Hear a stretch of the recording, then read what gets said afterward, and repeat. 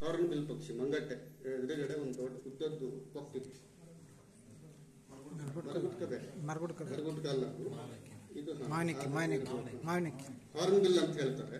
ಆ ಹಾರ್ನ್ಬಿಲ್ಲು ಎಂತ ಒಂದು ಮೆಸೇಜ್ ಅನ್ನ ಈ ಜಗತ್ತಿಗೆ ಕೊಡ್ತದೆ ಅಂತಂದ್ರೆ, ಹಾರ್ನ್ಬಿಲ್ಲು ವಯಸ್ಕ ಆದ್ಮೇಲೆ ಅದರದ್ದು ಸ್ತ್ರೀ ಹಾರ್ನ್ಬಿಲ್ ಏನಿರುತ್ತೆ ಅದು ಗೂಡು ಒಳಗಡೆ ಇರುತ್ತೆ.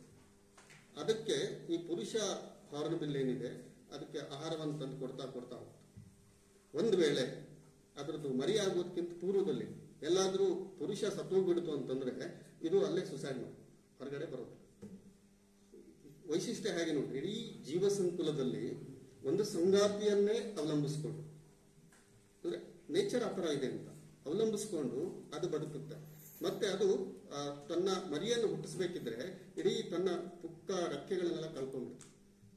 ಅಂದ್ರೆ ಮರು ಹುಟ್ಟು ಸುಮ್ಮನೆ ಅಲ್ಲ. ಹಾರ್ನ್ಬಿಲ್ನ ಏನು ವೈಶಿಷ್ಟ್ಯ ಏನಿದೆ ಅಂತಂದ್ರೆ ಅದು ಇಡೀ ಜೀವ ಸಂಕುಲದಲ್ಲಿ ರೀಬರ್ತ್ ಅನ್ನ ಹೇಳ್ತದೆ, ಪುನರ್ಜನ್ಮದ ಒಂದು ದ್ಯೋತಕವಾಗಿ ಕಾಣ್ತದೆ.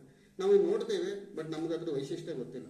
ನಾನೇನ್ ಹೇಳ್ತೀನಿ ಅಂದ್ರೆ ನಾವೇನ್ ಮಾಡ್ತೀವಿ ಅಲ್ಲ ಅದು ನಮಗೆ ಪಕ್ಕಾ ಗೊತ್ತಿರ್ಬೇಕು. ಈಗ ನಾನು ಪತ್ರಕರ್ತ ಅಂತಂದ್ರೆ ಅಟ್ಲೀಸ್ಟ್ ನಾನೇನ್ ಮಾಡ್ತಿದ್ದೀನಿ ಆ ಕೆಲಸದ ಬಗ್ಗೆ ನನಗೆ ಸಮಗ್ರ ಮಾಹಿತಿ ಇರಬೇಕು. ಅಥವಾ ನೀವು ಯಾವುದೋ ಒಂದು ಕೆಲಸ ಮಾಡ್ತೀರಿ, ಕೃಷಿನೂ ಹಾಗೆ.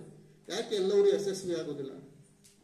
ಕೆಲವೊಬ್ಬರೇ ಮಾತ್ರ ಯಶಸ್ವಿ ಆಗ್ತಾರೆ ಅಂದ್ರೆ they are serious.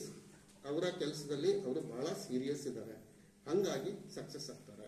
Sports man ಯಾರೇ ಇರ್ಲಿ, ರ್ಯಾಂಕ್ ಬರೋ ವಿದ್ಯಾರ್ಥಿ ಸುಮ್ಮನೆ ರ್ಯಾಂಕ್ ಬರೋದಿಲ್ಲ, ಒಂದು ಎಫರ್ಟ್ ಇರ್ತದೆ ಬಹಳ.